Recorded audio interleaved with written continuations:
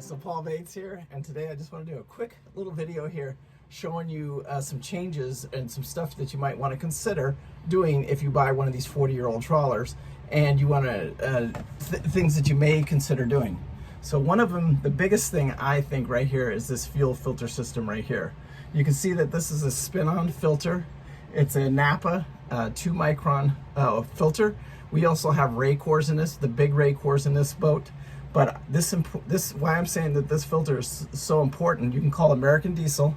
The kit is under, I believe, $200, and you can make this a spin-on filter. On the when you get the boat, if it doesn't already have the spin-on filters, it's a cheap conversion, and I totally recommend it.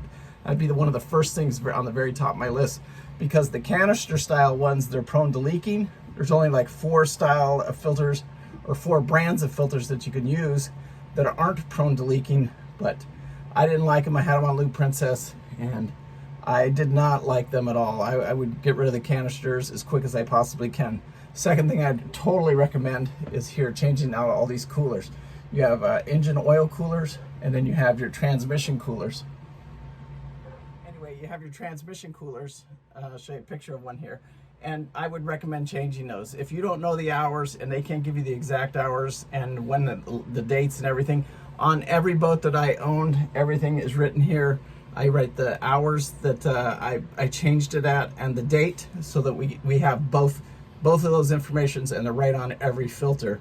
And we do that every single time we change fluids or pumps or anything, because we want to know, I don't want to guess, and I don't want somebody to have to go to a book.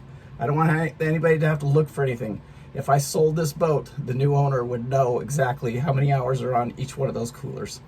All right, anyway, just a quick little tip here, and some good advice. If you don't want to have any troubles out here on America's Great Loop, and you run in the Ford Lehmans, or anywhere you're cruising, I would totally recommend changing those 2 coolers and getting rid of the canister fuel filter system and changing to this spin-on fuel system. Thank you. Peace out. Make sure you hit that like and subscribe button. Paul Bates, thank you. Bye.